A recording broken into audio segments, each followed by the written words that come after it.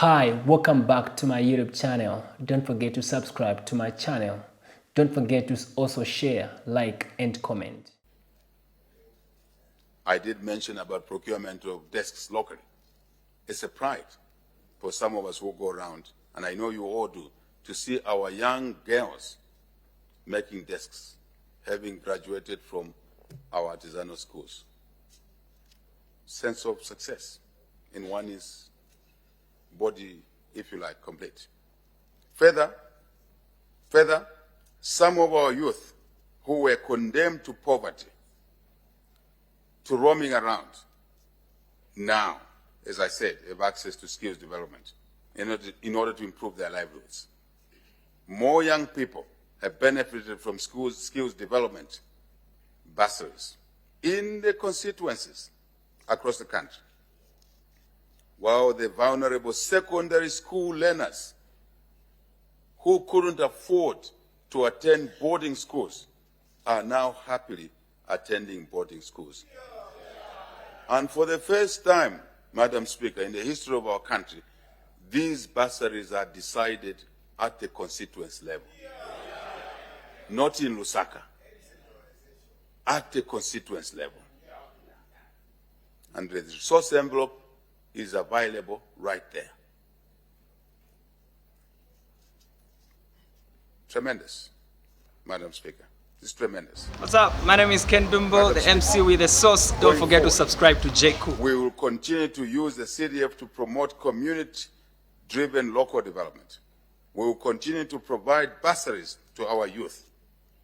We will do more. We will do more in this area, Madam Speaker. We are not turning back. Every year we will increase this allocation for our youth, because we know this is the best investment, not to the child only, but to the family, to the community, and I dare say to the economy in terms of skills. Madam Speaker,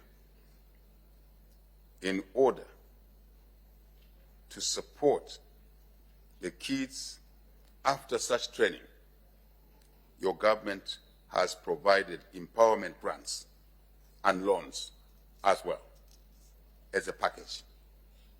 In order to spread benefits to others, Madam Speaker, I mean some benefit today, but in order to spread benefits to others, all those citizens who get grants should not be wasteful.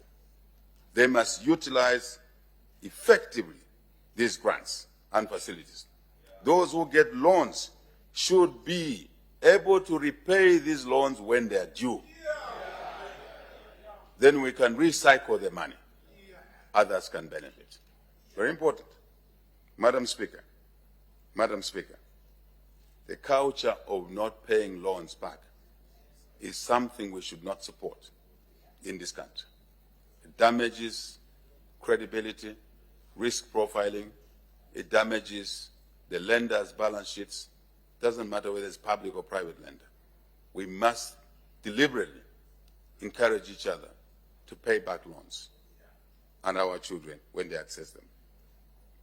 Even grants, as I said, a grant is not to be wasted.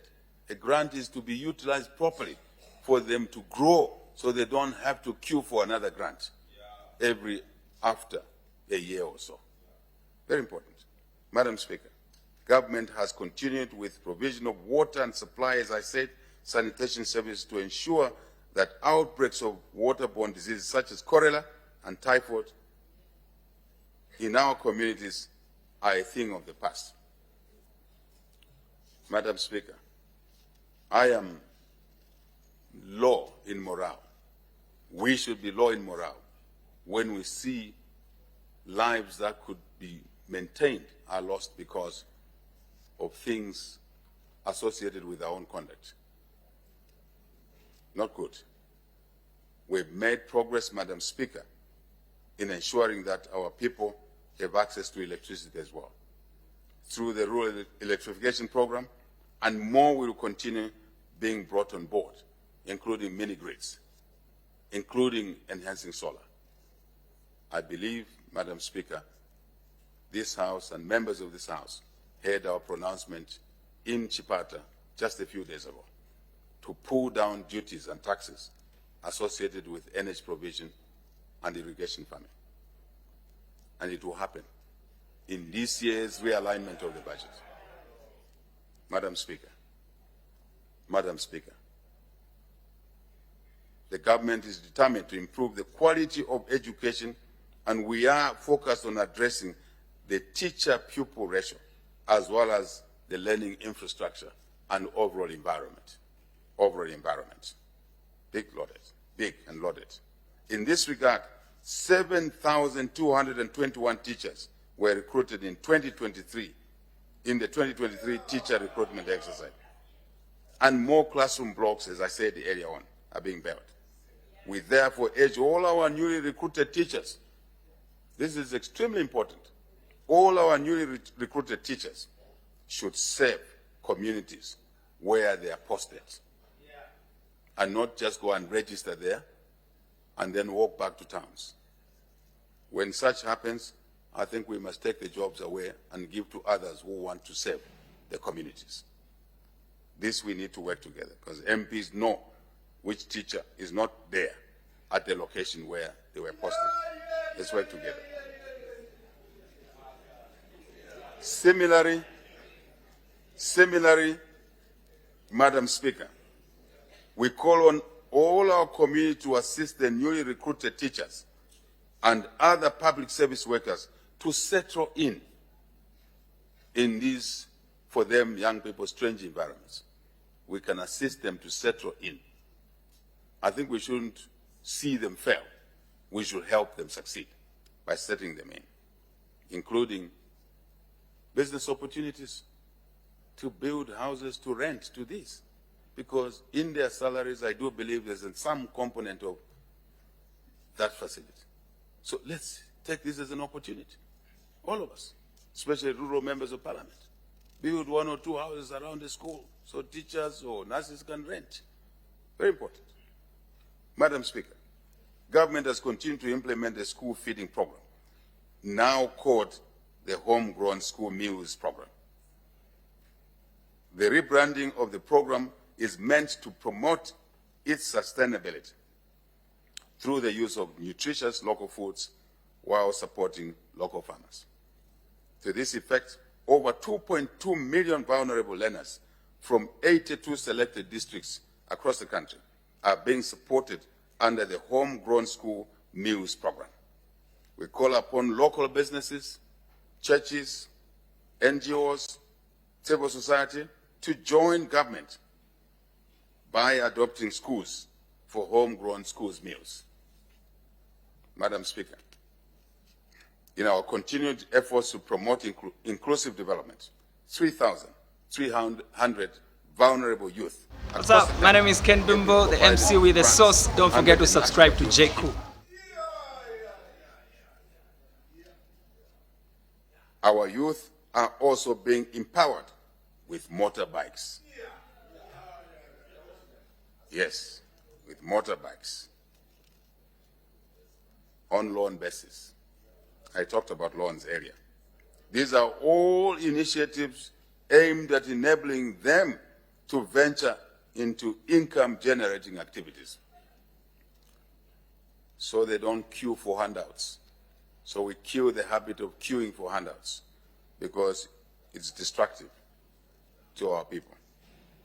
We are also offering our youth skills training in various fields. I said it already. Graduates from these youth resource centers are doing a tremendous job. Tremendous job.